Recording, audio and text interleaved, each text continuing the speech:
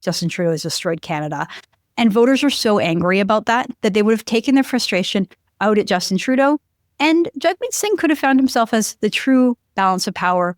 I think that we've had this sort of rule by expert, rule by elite idea for way too long. And the reality is, and I don't know if you're going to like to hear this, but I'll say it anyway, is that like there's a lot of institutions in, I won't even just say Canada, but in the West that are not deserving of the kind of power and esteem that they have. The conservative politicians who were elected to run the government, they don't run the government.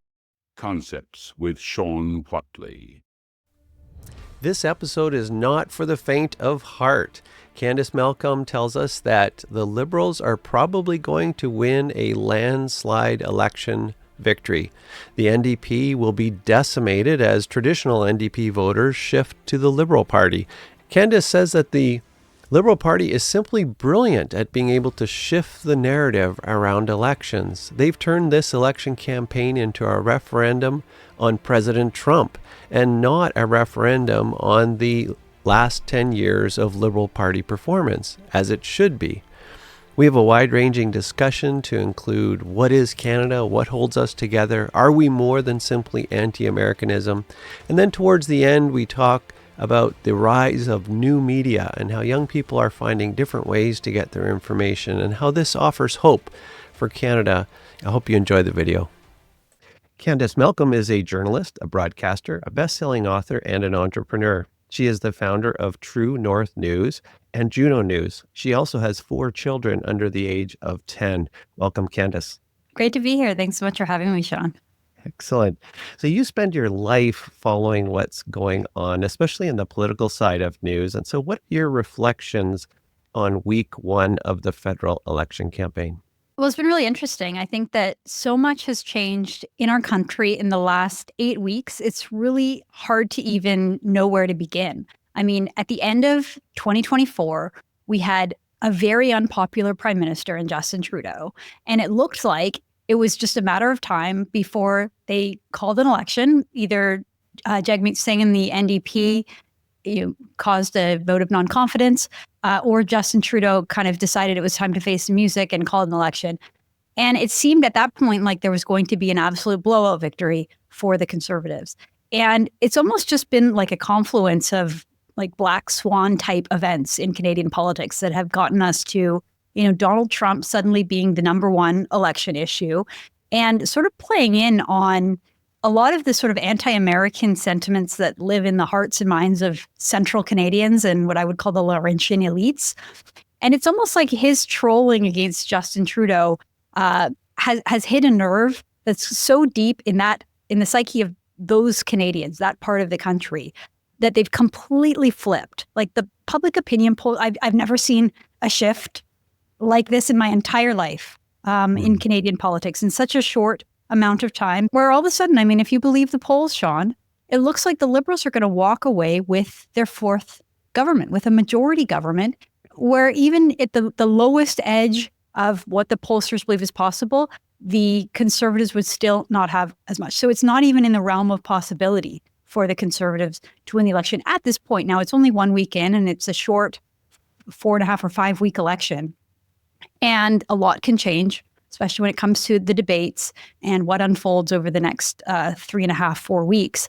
But there's just been this remarkable surge. And I think it shows, Shawn, the ability of the Liberal Party to orchestrate a narrative. If there's one thing that this government is insanely good at, this political party, the Liberal Party, is insanely good at, it is manipulating the minds of Canadians, encouraging the media to follow along with their narrative and sort of wag the dog. This idea that the Americans are coming, Donald Trump is going to invade and take over Canada. Canada, as we know it, may not exist if Donald Trump has his way. And the only way to stop him is with a strong anti-American party, which is the Liberal Party, the whole elbows up campaign. I mean, look at these rallies, this rally that they held in Nathan Phillips Square in Toronto. I've never seen anything like it. Upper crust, well-fed Liberal women mostly, in their 60s and 70s. You know, we're talking about the baby boomer generation. I love the boomers. My parents are boomers. I love the boomers. Most of them, I think, have a lot of common sense conservative ideas. But this frenzy that's happening, it reminds me of COVID. It reminds me of the 2 weeks to flatten the curve. Everybody wear their mask. Everybody keep 6 feet apart, keep 3 meters apart or 2 meters apart. All of a sudden, everyone's repeating the lines. They're repeating the narrative back to each other. And it's an incredibly, it's an experiment, like watching it unfold. It's like this incredible experiment in how to, I would say, manipulate the public into believing something that I don't think is true. So it's sort of a long way of saying that, you know, no one could have predicted that we would be in this situation just 2 months ago, yet here we are. And I'm worried. Like if you had asked me 2 months ago, what do you think of this idea of Mark Carney being an unelected prime minister, you know, coming straight from the World Economic Forum, bringing all of his sort of like WEF globalist ideas into Canada, being totally unelected, and somehow managing to win a majority government? I would say, like, there's no way that could happen. There's no feasible avenue for that to happen. And yet they have, right? They've manipulated the media. They've manipulated the Canadian public. And I think that we're on the verge of something that I find truly, truly frightening. Yeah, wow. So I guess I was trying to give myself hope and saying, oh, those polls, the pollsters are always wrong. You can't trust the polls. But it sounds like you're saying, no, these polls are real and we need to wake up. I don't trust the polls myself. And that's why for Juno News, I hired my own in-house pollster, a pollster that I happen to know really well and trust. This is the same person who has in the past done polls for the Conservative Party, who's been the in-house pollster for the Conservative Party dating back to the Stephen Harper government. They're doing polls for us at Juno News. And I'm sad to report that the numbers they're showing is the same. Now, I think it's possible that there's anomalies, like they're oversampling in and around the GTA where this like fury is heightened and it hasn't spread across the whole country. But I mean, I think it has. And it's interesting, right? Because what the polls are showing us is not so much the collapse of the Conservative vote. The Conservative vote has remained pretty constant, pretty steady in like the high 30s to maybe even 40%. And that's where the Conservatives and Pierre Poilievre have been in the polls for the last like 16 to 18 months. I think they hit a peak of like 42, 43% in December, like the height of Justin Trudeau's unpopularity. But that was never going to hold for an election. What has really happened is the complete and utter collapse of the NDP. The NDP has gone from polling, 15 to 20% consistently over the last several years, down to single digits, down to some polls have them getting as low as 0 seats. Like there's a possibility that the NDP will be completely wiped out in this election. The left is consolidating their vote around Mark Carney. So all of the people who have typically split the vote between these two parties, and maybe there's two different profiles of an NDP voter and a Liberal voter, they both basically abandoned this idea of having a third left-wing party, the NDP, and saying, no, we're all going to put our support behind Mark Carney. This is supported even like man on the street interviews that we've done for Juno, where a reporter will go to one of these elbows up rallies and interview them. And a lot of the people are traditional, like social democrats, left-wingers, younger, very like urban environmentalist types, like the Champagne socialist types. And they basically say, I'm a lifelong NDP voter, but I'm voting for Mark Carney because I believe that we have to stop Pierre Poilievre. We don't want to have a conservative in Ottawa and Donald Trump. And that's the motivating factor. So it doesn't matter how well Pierre Poilievre performs, how much he knocks it out of the park, how strong he is, how big his rallies are, right? It's hard to circle the square, right? Because you look at Mark Carney, his campaign launched in Nepean over the weekend, and I think he had 40 people in the room. Yeah. I think someone counted there was like 45 or 47 people in the room, whereas Pierre Poilievre is having these like historic rallies with 5,000, 6,000 people. There's a lot of excitement around Pierre Poilievre. He's kind of an exciting character on the political right. I don't think that conservatives have had a leader like him, maybe in my lifetime. And he's charismatic. He's young. He connects with young voters. He's an incredible communicator. Like he communicates better than like any podcaster, any YouTuber. Like he understands the message and he can communicate it so well. And I would say the same thing on economics. Like I've interviewed Pierre Poilievre, and him explaining like monetary theory and inflation better than like anyone at a think tank or anyone in an economics department. So he's like a once in a lifetime guy. He's the real deal. And yet, because of this confluence of all these outside factors, I fear that it's just like history is working against him, unfortunately. Wow. Yeah. So didn't even Tom Mulcair, former leader of the NDP and a leader of the opposition party at one point say to, NDPers, listen, people, you got to vote Liberal. Didn't he say that recently? Yeah, he said that there's no reason to vote for the NDP anymore. And I don't think there's a lot of love lost between him and the current leader, Jagmeet Singh. But Jagmeet Singh has done an incredible disservice to Canadians. And I think he deserves like every ounce of what's coming his way, right? Like he had so many opportunities over the last 4 years to defeat the government, to vote them down. And that is what Canadians wanted, right? But he was always in it for himself. He was always trying to strike a deal to maintain his own political power. I think he misread the situation, Shawn, because say he had triggered an election back in October, or like there was a by-election that the Conservatives wanted downtown Toronto, right? Like the strongest of the strongholds for the Liberal Party, and a Conservative won it. That I think that was in the summer of 2023. If they had called an election anytime between then and December, I actually think it would have been the Liberals that would have been wiped out. I think that the voting public is so angry at Justin Trudeau and the way that his policies have destroyed our country in so many ways. We can get into any of that later. But in so many ways, Justin Trudeau has destroyed Canada. And voters are so angry about that they would have taken their frustration out at Justin Trudeau. And Jagmeet Singh could have found himself as the true balance of power, the leader of the opposition, a person who has a lot of power. They even have an official residence in Ottawa. But because Jagmeet Singh was a coward and he preferred to just prop up the Liberals, there's a lot of speculation that he was waiting for his pension. His pension finally kicked in a couple of weeks ago. And so now he's guaranteed that sort of golden parachute on his way out. He waited for that for personal reasons. And he's the one that's going to get punished. The brunt of the anger that Canadians have over the things that have been done to our country, well, it wasn't Mark Carney's fault because he wasn't really there. The only person left from that coalition is Jagmeet Singh. Now, I wish that Canadians would still take it out on the Liberals. I wish that they would say, look, it's still the same gang, right? It's Katie Telford and Gerald Butts behind the scene advising. It's Chrystia Freeland and Stéphane Guilbeault and Bill Blair and Mendocino and just, LeBlanc. All these characters are still the ones that are going to be running the government. It's just that the guy at the very top is going to be Mark Carney rather than Justin Trudeau. I wish that Canadians would take it out on the Liberal Party, but I don't see it happening that way. Yeah. And that was actually where I was going to go. I'm glad that you mentioned that the party is still substantively the same.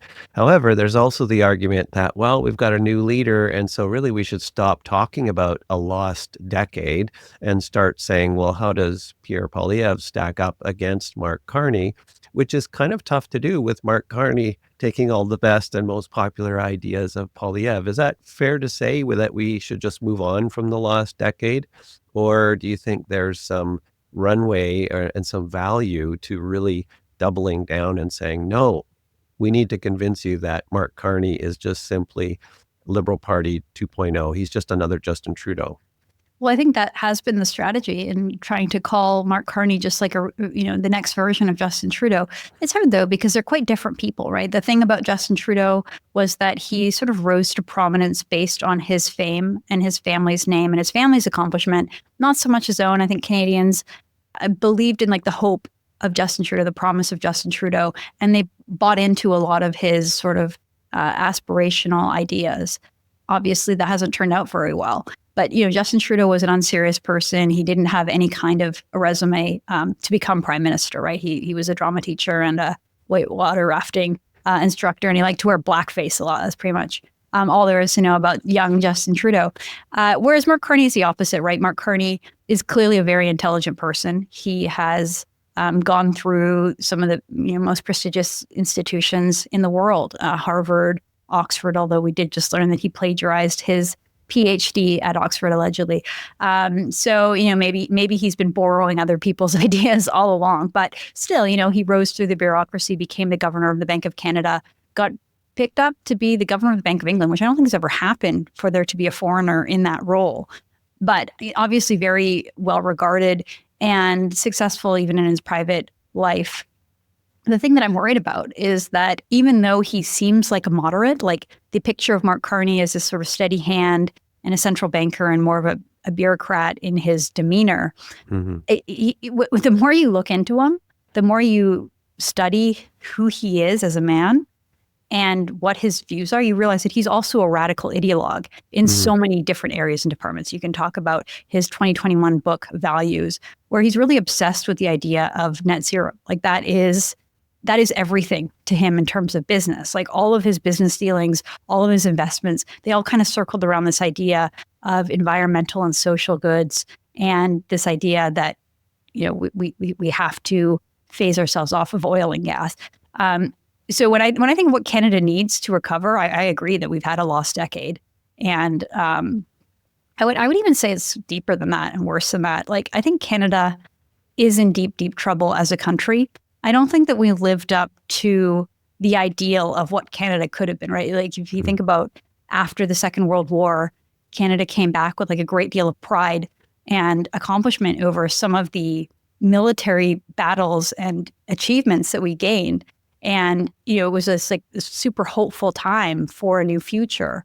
And I think if Canada had been really serious about wanting to be a great country and rich country, there were things that we could have done back then, right up to like building our own sovereign wealth fund. Like we could be richer than the United Arab Emirates. We could be a bigger, better financial powerhouse than like Singapore or Hong Kong. But we didn't, right? We developed through social democracy. The first Trudeau, Justin's father, Pierre Trudeau, really implemented like a brand of socialism that I think has been like weighing and tugging us down.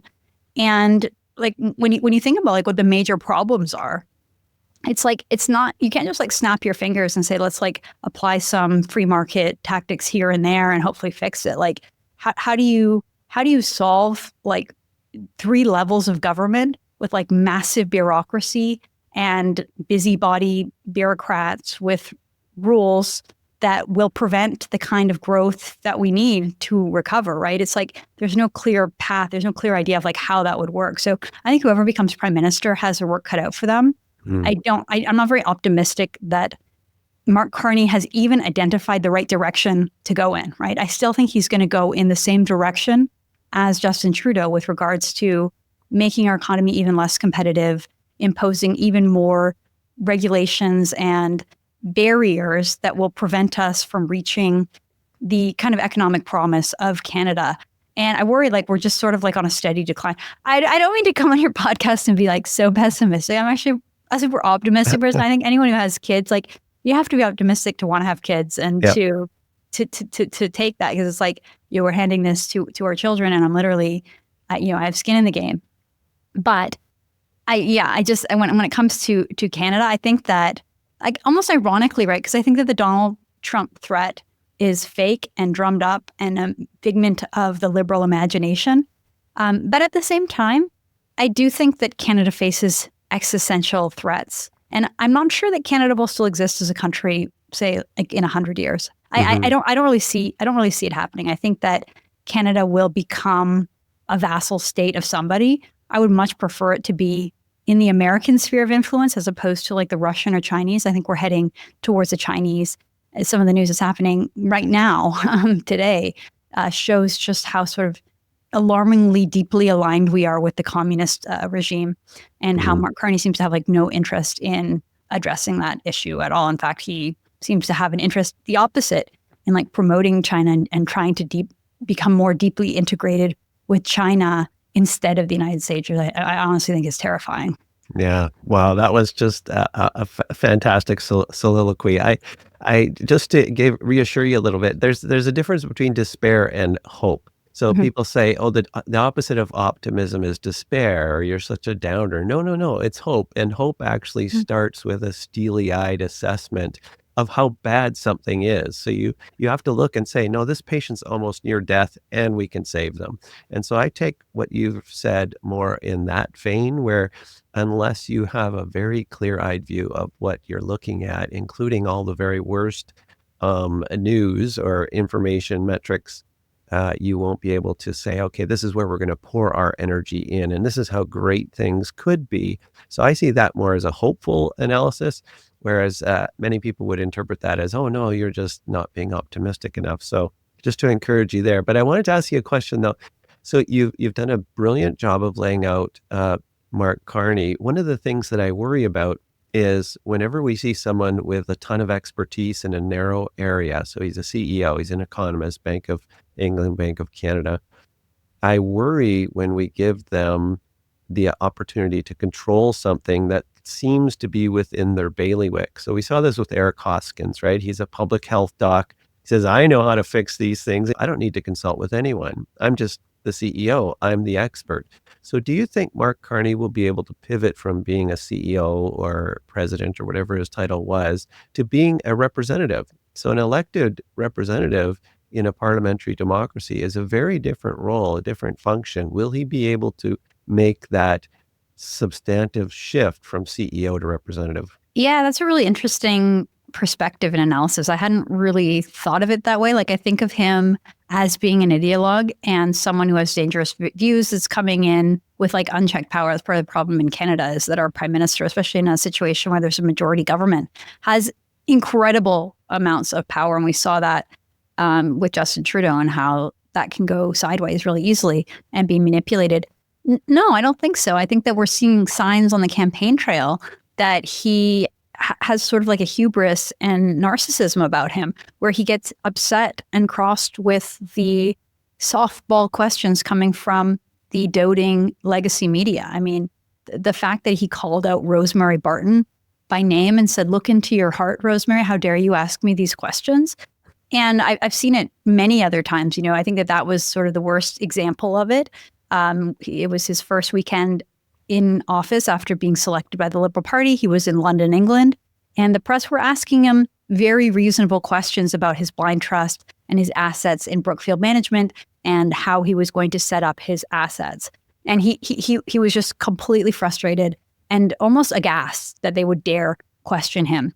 He called out Stephanie Levitt of the Globe and Mail and Rosemary Barton by name, and I think that he got feedback on that. Obviously, that was totally unacceptable, and the fact that he was even picking on these friendly, journalists who are used to giving liberals gushing coverage. But I've seen it since. Saying enough of this. Let's move on. Just speaking down to the reporters, and I think that's a preview. Like, if you don't have patience for the journalists who are sort of like the intermittent intermediaries between the public, how much disdain do you actually have for the men and women of this country, the hardworking blue collar people? And you see that as well when he goes to press conferences. He did one in Edmonton in front of a bunch of, I don't know where he was, at some kind of a construction site, and the men behind him were wearing hard hats and construction vests, and he seemed so uncomfortable and so out of place. And the young men that were working there didn't really want anything to do with him. And you just really see how out of place he is among the everyday people of this country. So no, I think he's going to have a very hard time with that. But the thing is, Shawn, it doesn't really matter, right? Like, he's come in, he hasn't really had to fight a competitive primary. He hasn't really had to have a battle of ideas with anybody in the Liberal Party. He was just kind of anointed. And anyone who they thought might question him in an untoward way, the Liberals just got rid of, right? They just disqualified them. Someone like Ruby Dalla or Chandra Arya, who had slightly differing messages from the sort of establishment Liberal views, and they were out, they were gone. He's going to manage to skate through this election, I think, relatively unscathed, because there's such a frenzy going on right now that the heart of the matters in terms of the problems with our economy, with our immigration system, public safety, all of these serious, serious problems, he's not really going to have to answer for them. He's got 2 debates set up, and that's it. I mean, you didn't even see him over the weekend. There's this huge scandal breaking right now, or that broke on Friday, about a Liberal candidate basically saying to the public, you should turn in this Conservative candidate. There's a bounty on his head from the communist Chinese government. You should turn him in, if you see him, to the Toronto consulate, so that the Chinese communist government can take care of him. And, this was exposed. The candidate apologized.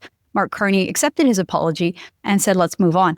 And Carney didn't campaign at all over the weekend. It was like, has Carney made a statement? No, he took Saturday and Sunday off. He just had private meetings. He didn't have any public appearances. So to me, it reminds me a little bit of the 2020 Joe Biden campaign, where he was a doddering old man, and those of us with eyes could tell that he was aging and he was declining, and yet the media kept him hidden, and he ran what they call the basement campaign, because he would show up once a day, for half an hour, and that was it. They put a lid on it, and he would go back home, right? And so the American public never really got to see Joe Biden. It didn't really come out for another 4 years, Shawn, how diminished he was. It wasn't until the debate with Donald Trump that happened in June that we really saw, wow, how long has Joe Biden been like this? Well, I think he'd been like that for many years, but the media kept the secret and the Democrats kept him hidden. I'm not saying that Mark Carney is declining or anything like that. Probably the opposite. I think he's at the top of his game. But I think that the media will let him get away with not having a lot of public appearances, not making a lot of statements, not really explaining his vision for the country to Canadians. All that they really care about is that he's going to stand up to Donald Trump and he's the man to negotiate with Trump. And that's the end of it. And I think that's where we're headed. Yeah. Well said. So my worry, on the one hand, I'm often very critical of politicians who seem to be populist. They just want to govern by polling data, right? Oh, the populace seems to be in support of this. Great. I'll throw out my principles and I'll run that direction. And then the other end of the spectrum is the ideologue that, is a Stefan who's a radical environmentalist and just gets into office and doesn't really care about the constituency at all. But in between those two extremes, there's this old-fashioned idea of being a statesperson or a statesman. Have Canadians forgotten what that is? Or I see Pierre Poilievre more in that line, although some people might say, well, he's almost kind of a populist. He seems to be appealing to public opinion. What are your thoughts there? Is there an opportunity for a truly this old-fashioned statesperson who really cares what the population thinks and then works to lead, and if they have a tough idea that they want Canadians to think about, they work to convince Canadians that this is a good idea, as opposed to just simply coming in and saying, no, this is what we got to do, and we're redefining our relationship with America, and now we're going to build homes. That was his latest tweet today, right? Carney said government's going to be in the business of building homes.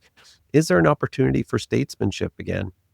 Well, I think that is ideal. That's probably what we need. But I also think that I'm okay with populism. I think that we've had this sort of rule by expert, rule by elite idea for way too long. And the reality is, and I don't know if you're going to like to hear this, but I'll say it anyway, is that there's a lot of institutions in, I won't even just say Canada, but in the West that are not deserving of the kind of power and esteem that they have, right? Just again, look at what happened during COVID, right? So many of the things that we were told that was for our own good, that was, the science is settled, the experts agree, and it turned out to be total nonsense. And it turned out to be so counter to the well-being of the people that at this point, it's hard to take anything they say seriously. And that's just one area with public health. But I think that when I look at Canada and I think about the powers that be, Pierre Poilievre used to call them the gatekeepers, they exist everywhere, in every field, in every area, every level of government.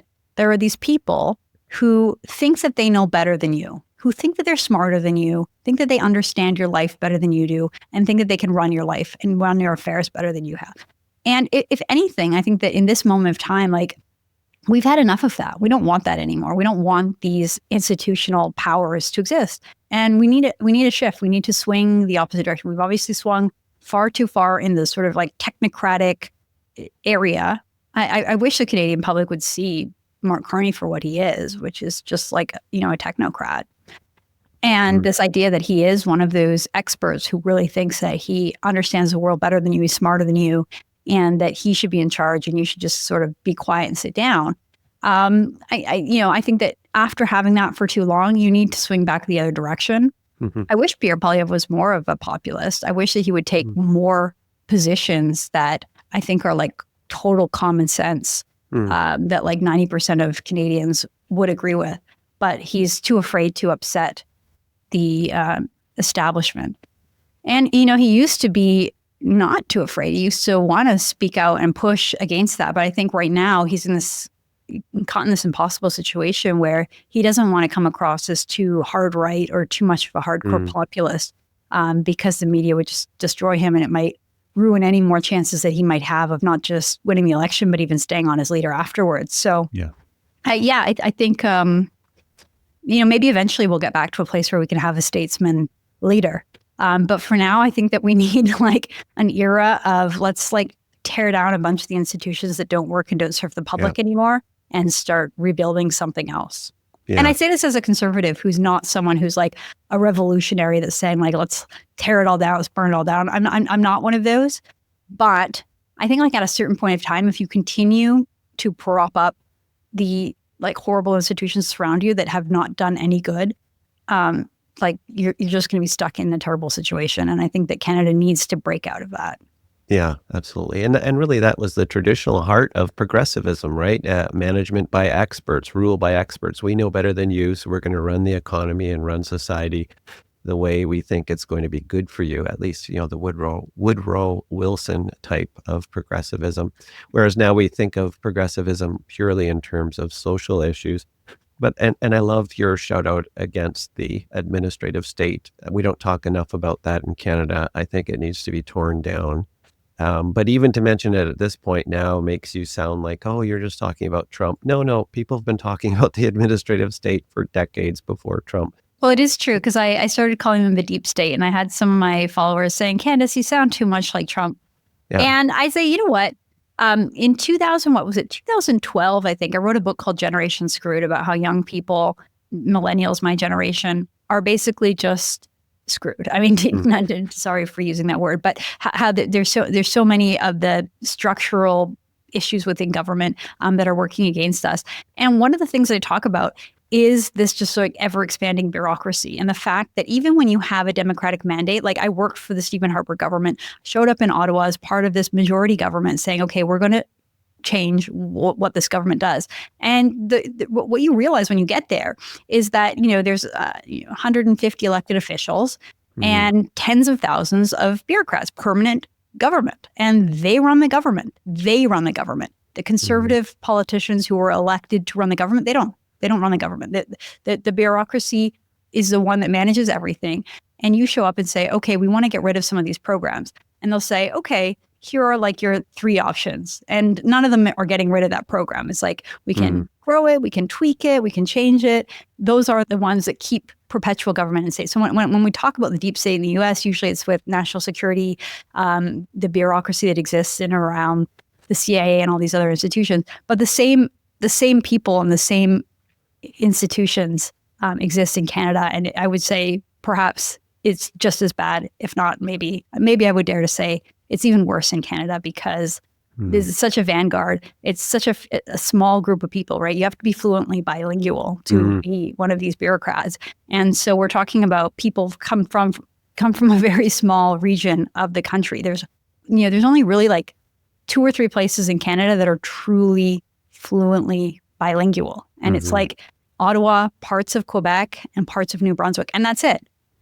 So the bureaucracy is really limited to this very specific elite, and they have not served our country well. Yeah, I was thinking of Timmins in Northern Ontario, but now you're talking really small towns that are truly bilingual. Yeah, so your point is well taken. Actually, Preston Manning, former leader of the Reform Party, he loves to rant on about the size of cabinet caucus and versus the civil service. So he says you might have 30 people in cabinet.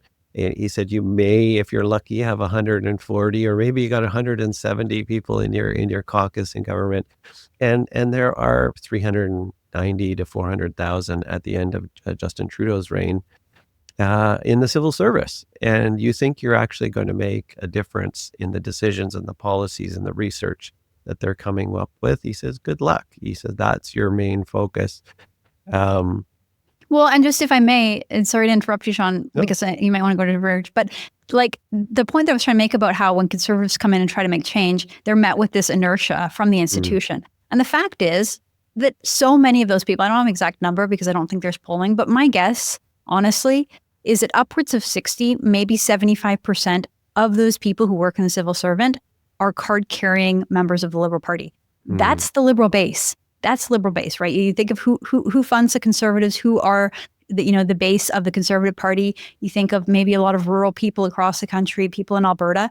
The base of the Liberal Party are the people who work for the federal government. And if you have any doubt about that, check out the video of the very first time that Justin Trudeau, after getting elected, walked into the Pearson building, which is the headquarters for the Department of Foreign Affairs. He was mobbed. It was like Justin Bieber stepping out, in Yonge Dundas Square or something. He was absolutely, every single bureaucrat from the entire building came into the lobby. All of the balconies were all packed with women and people who were there just to get their eyes on their leader, Justin Trudeau, right? To me, obviously, it was just so inappropriate, Shawn, to see the way that they treated the elected prime minister. They're civil servants. They're supposed to be disinterested and unattached and apolitical, but they're just clearly not. And they couldn't help but hide their true colors when Justin Trudeau, their rock star, showed up on day one of work. It's really one of the most embarrassing specters I've seen. And, any hope that I had in the professionalism of the bureaucracy, flew out the door when I saw how they behaved. They couldn't contain themselves when he said Canada's back, and they were all swooning. And this idea that, the natural governing party of Canada is the Liberals, and their base, their constituency works for the civil servant, which makes it even harder when you're a Conservative to try to go in there and enact any change, because they don't want change. They want the way that it is the way they like it. And, they're there to guard their own personal interests as well. Yeah. So that reminds me of what Bob Plamondon put in his Diefenbaker book. I just reviewed that with him on here. And he was talking about how the civil service welcomed back Pearson when he took over from Diefenbaker, and he won a minority government after, and that was, I don't know if it was the 63 election or 65. I think it was 63. And exactly to your point, they were like, welcome home, welcome back. Now we have our friend back, and now we can get on with the business of government because we have someone here who understands what we do and we think alike. And pretty scary for sure. I was wondering if I could pivot, or did you want to say something else on it? No, go ahead. So I wanted to pivot back to what you mentioned earlier about a vassal state, Canada becoming a vassal state, and then anti-Americanism. And certainly anti-Americanism runs deep in Canada, but are we a country beyond our anti-Americanism? What holds us together? What's the stickiness that can keep us as a country and not as just an anti-American 51st state? Do you have any thoughts on that? What makes us a country if we don't have our anti-Americanism? I've been thinking about this a lot because I grew up, so I'm from Vancouver. I grew up as a Western Canadian, and I'm not just like someone who, moved to Vancouver.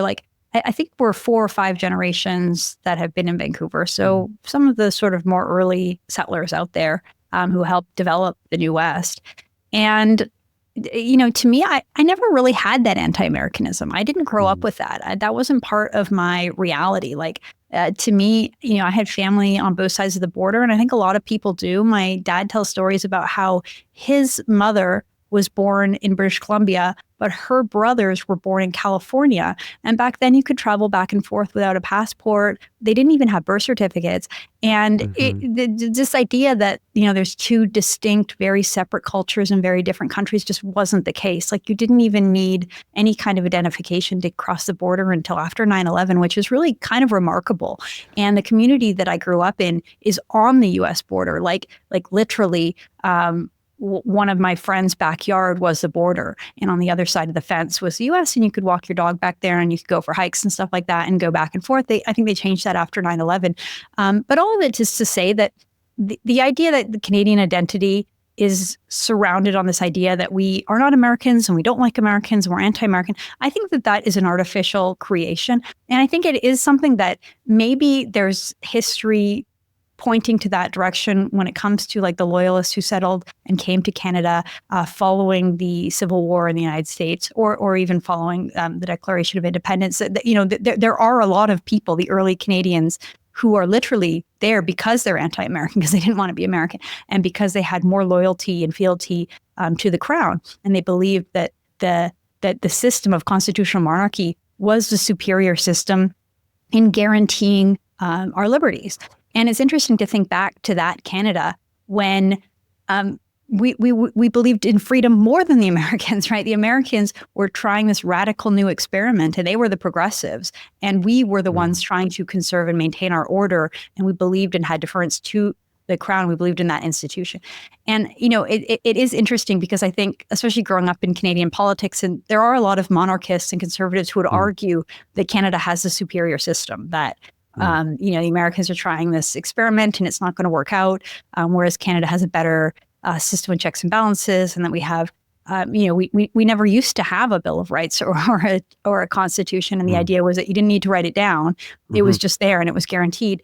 And then I think that over the course of the last 60, 70 years, we've kind of created our own like mini knockoff versions of the American Constitution that I don't think is really serving the country. And I think it's almost impossible now to argue with a straight face that Canada does a better job of upholding the rights and freedoms of Canadians. Like I think after COVID, you can just throw that idea out the window. It's not a valid idea.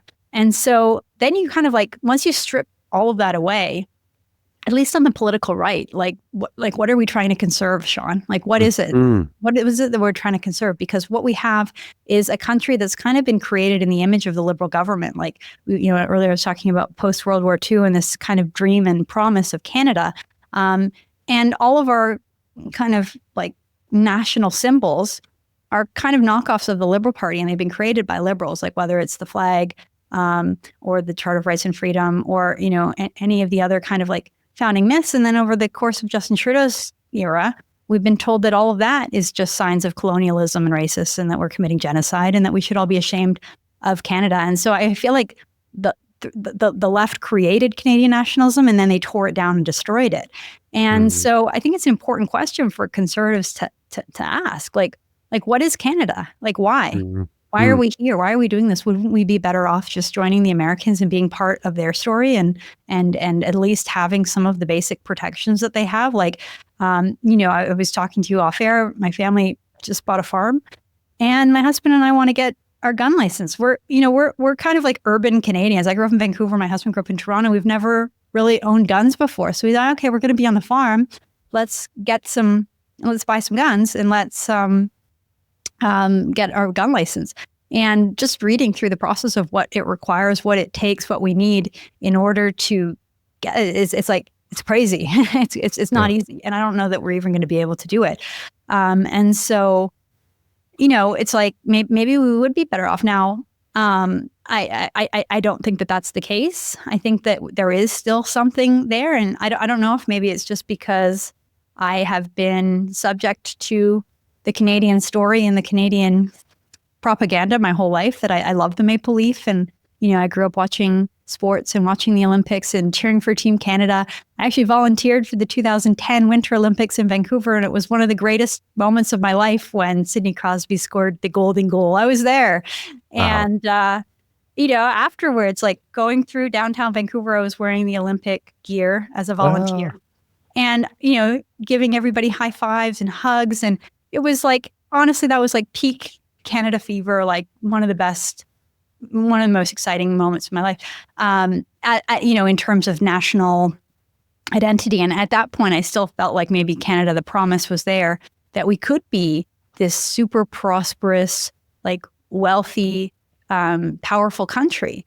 But I think it would have required us to actually like really build and develop our natural resources and become a rich powerhouse nation, become like a Dubai or a Saudi Arabia, but as a Western liberal democracy. And we could have offered something different to the American experiment. But we didn't do that, right? We wanted to become the left-wing environmentalists, the one that had this social license. And so we decided to keep all of our oil on the ground. And as a consequence, a decade later, we're poor and poor and poor, and we're heading down the path to becoming like Venezuela. So I don't know if it's too late. I don't know if we missed our moment. And if it's over now and we should just move on, or if it's worth saving and fighting for. I think it is. But again, like, I'm pretty disheartened at this idea that the Liberals can manipulate the public and manipulate the media and walk away with another majority government, in which case, like, I don't know if there's any stopping them. Like if they can do this, if they can govern like how they've governed for the last 10 years and be rewarded with another majority government. I worry too that over the last 10 years and longer, I mean, ever since I graduated from high school, I think that sort of like the best and the brightest people in my generation, they all moved to the United States, right? In any field, be it finance, law, medicine, sports, music, culture, like the best and the brightest people leave. So when you have that perpetual brain drain, that like the best people in your gene pool are leaving for greener pastures elsewhere. I was doing a podcast last week and I was talking to a blue collar guy out in Montreal. And he said, when I was growing up, the Canadian dream was being rich enough to own a home. Now, for young people today, the Canadian dream is being rich enough to leave Canada, being rich enough to save up enough money that you can move to the US or to Costa Rica or to Mexico or to anywhere else other than Canada. And I worry that when you keep losing the creative, young, entrepreneurial, intelligent, innovative class of people, eventually all you're left with is sort of like, the bureaucracy and the refugees and the crime and it's just like a slow death by 1,000 cuts. And so, but that's not despair. That's not despair. So I loved what you really hit a sweet spot when you started talking about the Olympics. And for this reason, like I live too much in the world of ideas and concepts, and I shouldn't be so enamored by them because it's not even really a conservative thing to be. But it made me think, something I've been thinking about recently is the need for story. And I think Ivan Illich even said this, as a Croatian poet. He said, yeah, you don't come in with a new political ideology, you come in with a new story. That's the way you overthrow a political regime. You need a new story, a better story to replace the one that you've had. And so I think a couple things. Roger Scruton, political philosopher, said conservatism is a work of rescue, and it tends to rise up in moments of crisis like this, where we're asking ourselves these hard questions. What is Canada? What holds us together? And I think part of the challenge, you've laid it out beautifully, in that the Liberal Party has kind of defined Canada for us. And matched with that is this notion, and I'm not sure if this is correct or not, so I'm bouncing the idea off you. When a nation is young, or when Canada was young, the approach that we needed to open the West, to build farms, to clear land, whatever, was, be a good person, work hard, but really it's up to you. So in independence, self-sufficiency, rugged individualism, whatever words you want to use for it. And that certainly fits with an emphasis on individualism, equality, sort of all the core bedrock of a liberalism from a political, philosophical point of view, emphasizing the individual over the family, emphasizing equality over excellence or deference to people who are really good in a particular field. You don't even want to say authority anymore, because that gives us hives as well. So that attitude works for opening the prairies and building Canada.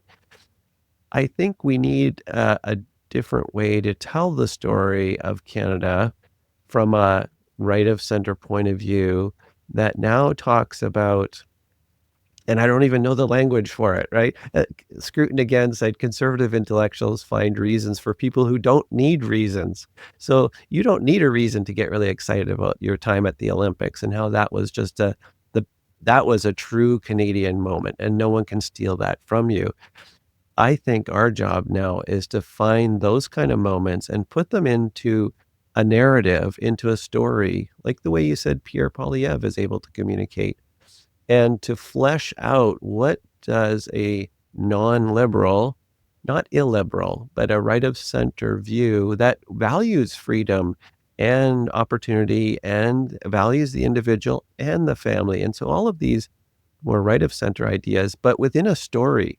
Because right now all we have is, rugged individualism, we're opening up farms on the prairies, or the liberal urban state.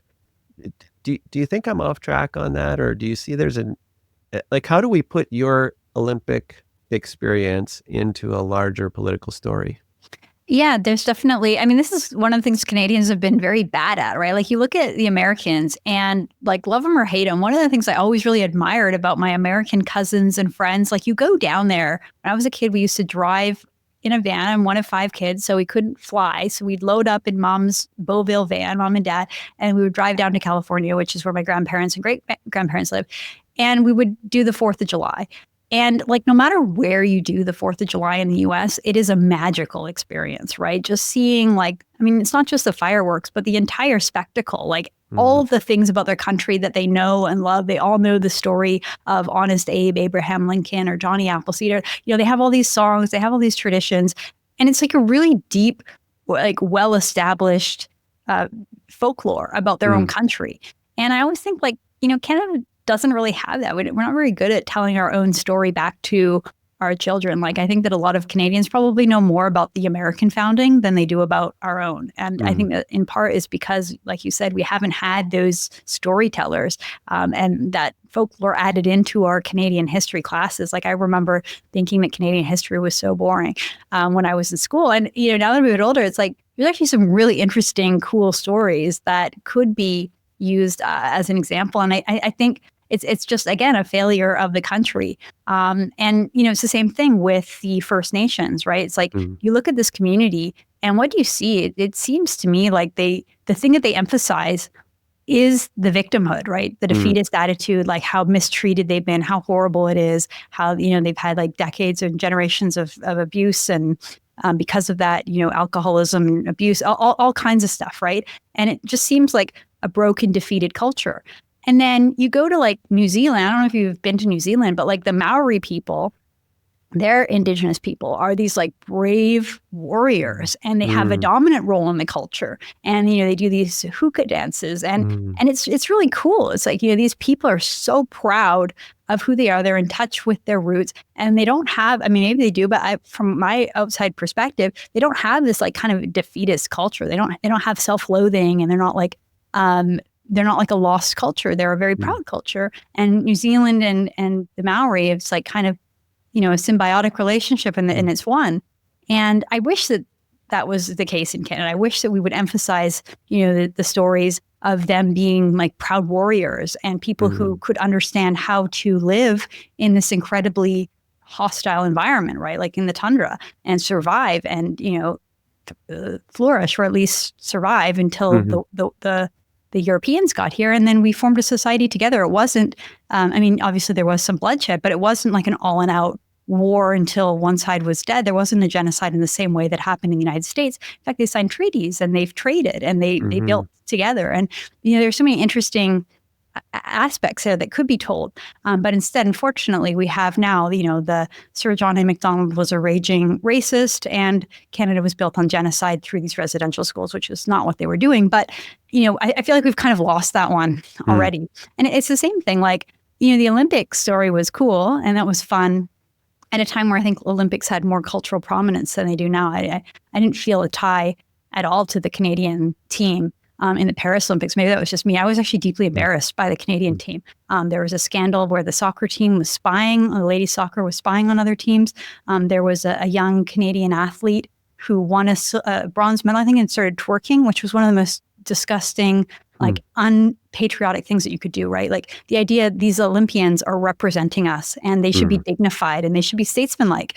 And to have like a disgusting sort of like, it looked like she was like a stripper at a bar or something like that on national TV. I was so mortified. Not to mention the opening ceremonies that were just like incredibly sacrilegious and strange and just unappealing. So I feel like maybe it's like the whole cultural moment around the Olympics faded. But I think the trucker convoy was another example, Shawn. I think that like at the depth of our despair during COVID, when you think like, wow, the world has really turned into like an ugly place, and we're just going to have to put up with these ridiculous mandates until the end of time. And then all of a sudden you had this like really inspiring, like completely organic uprising, a working class uprising, right? It's like if you're on the political left and you read Marx or you read any of these philosophers, like what they're dreaming about is a blue collar uprising where the people finally say enough is enough. We're not going to take it anymore, right? And it happened before our eyes, right? And what did you see? like communities just come out in the middle of like, this like saying, it's almost like it's darkest before the dawn. Is like, the coldest part of winter, absolutely treachery, weather conditions. It was so cold. We were just all so depressed. We had just lived through the Delta, which was the worst of the worst in terms of people getting really sick from COVID. And we were into like year 2 or year 2.5 of these school closures and lockdowns, and just everything was as bad as it could be. And then you had this light. And, I remember seeing footage of community centers of just like families and Canadians packing together like sandwiches and, food containers to give to these truckers. And you saw the sides of the freeways with just Canadian families holding up the flag, standing in like frigid cold environments, stories of little kids writing thank you letters to the truckers, like, you're doing this for all of us. Like, there were just so many inspiring moments from the trucker convoy. I know because we were the journalists that were covering it from the other perspective, right? The media were out there doing Justin Trudeau's bidding by smearing them and saying they're a bunch of racists and Nazis. We were showing the other side, which is like, let's find out what is actually motivating these people, who they are, and try to tell the story that the legacy media not just isn't telling, but is like actively not telling and actively trying to distort and smear these truckers. And I really did think it was inspiring, to the point where like even high profile American podcasters and people that I listen to that helped me get through the COVID pandemic, like people like Brett Weinstein and his wife, Heather Hying, were also thanking the truckers and highlighting them and talking about how inspirational they were, right? We had that in Canada. We had that story of these truckers that stood up to the powers that be that said, we're not going to take this anymore. Enough is enough. And Shawn, they were incredibly successful. Like, they did it, right? Yes, they got smeared, and yes, Justin Trudeau did awful things to them. But at the end of the convoy, they lifted the mandates. They got rid of them. And that was like the beginning of the end of COVID. And not only that, but they also managed to oust the former Conservative leader, Erin O'Toole, who didn't have the courage to stand up against any of this stuff. And part of the reason that it was so bad in Canada is because we didn't have an opposition, right? The role of the opposition is to push back against the government, is to criticize the excesses. But when you have a Conservative Party that agrees with the Liberal Party on absolutely everything, or at least on the important matters of the day, they're not serving their role. And so, one of the best things that happened from the convoy was that they got rid of the Liberal leader of the Conservative Party and put in an actual Conservative, which I think is a step in the right direction. But the fact that the party corrected, right? They had a very liberal leader in Erin O'Toole, and then they corrected by choosing a leader from the other flank of the party in Pierre Poilievre. Yeah. So I'm glad you mentioned the Freedom Convoy. Certainly that was a divisive thing in our neighborhood. We're just north of Toronto. And they were very much leaning on the side of just follow the rules, do what you're told. And I was saying, well, no, compared to other countries, just with my work with MLI, we were looking at other countries and their approach. And I was saying, no, we're an outlier here and we're actually causing harm. So I'd never even thought of going to the rally, but my family did, my wife and my daughters, and they're not really very politically involved at all. In fact, they kind of get tired of me talking about politics so much. And they said, no, we really have to go to Ottawa. And I was like, really? Are you sure? Like, maybe this is dangerous? Yeah. And they didn't just go one weekend. They went 2 weekends. And it was, I believe, close to minus 30 degrees Celsius, but sunny.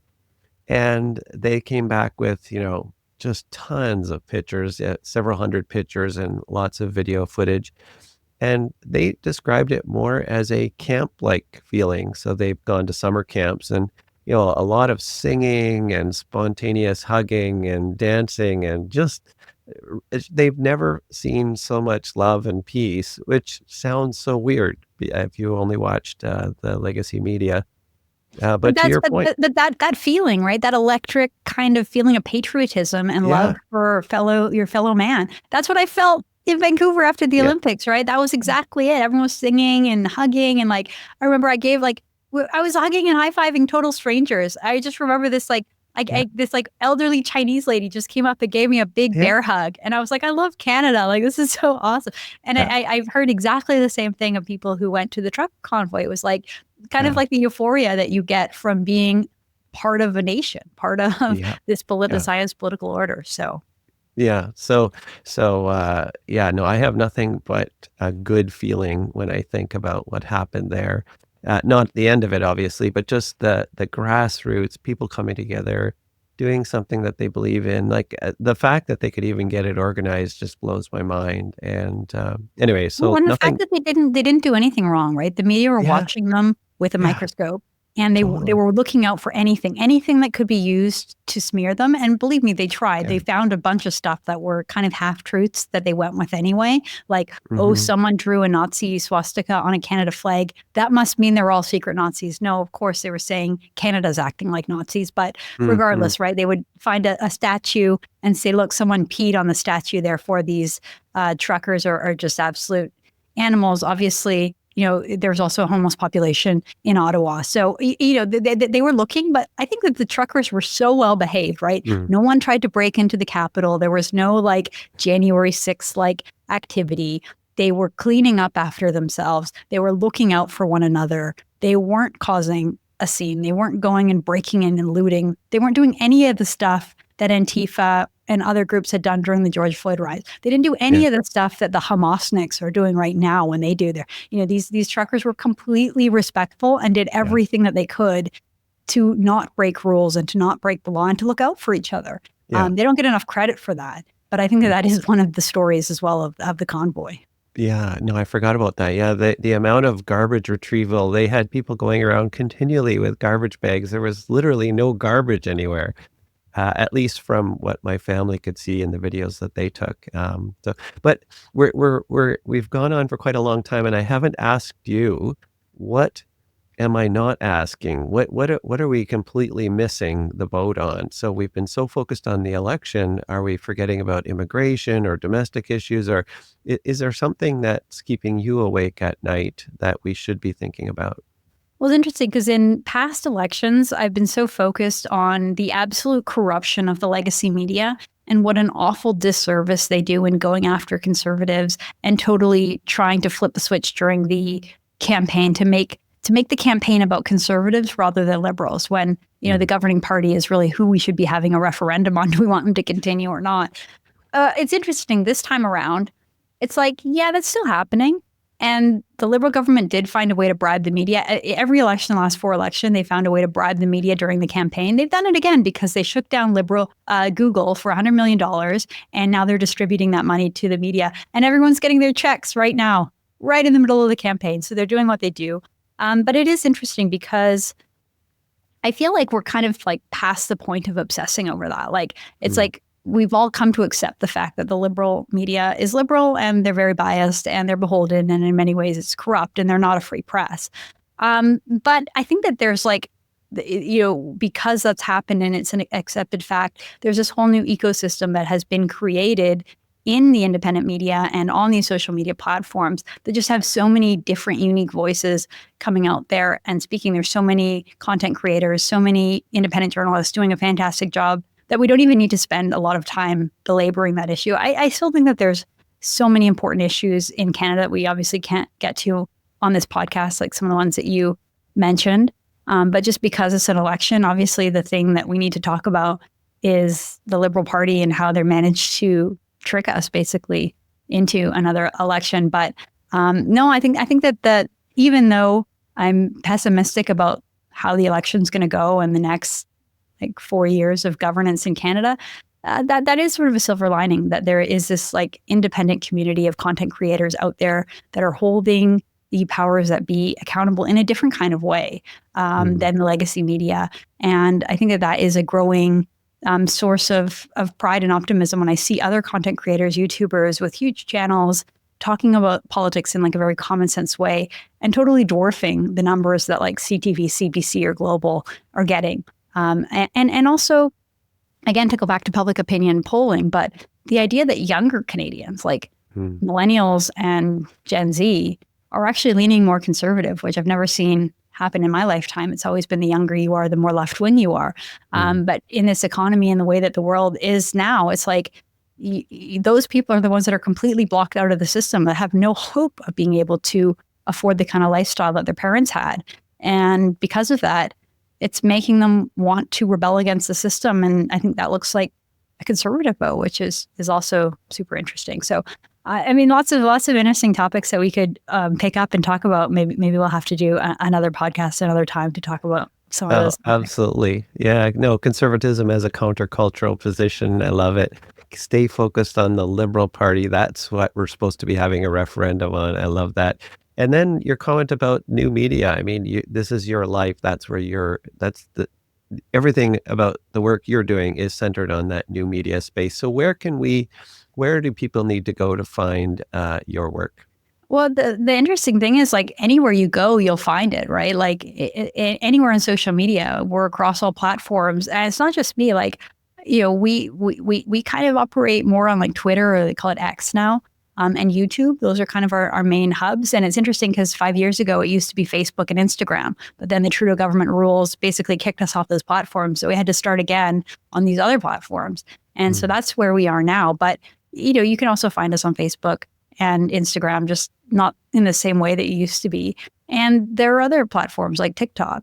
And the thing that I find so interesting and so kind of inspiring is that on each of these different platforms, there's a whole ecosystem of creators, and they're different on each ones, right? Like, there's a couple people on TikTok who are like TikTok stars, and all they do is expose the Liberals and talk about sort of like the need to be a contrarian thinker and these things. They probably don't use the same kind of language that you and I use, but basically they're the kind of people that really hated the COVID lockdowns, and now they also really don't like and don't trust Mark Carney and the Liberals. But then you find like another group of people that are totally different that are doing that on YouTube, that have like channels with millions of followers, millions of views, like people who literally get 200,000-300,000 views per video on this platform. And it's the same thing. They're just going through and either talking about how the media is lying, how the Liberals are lying, how, you know, something that the Conservatives are doing are good.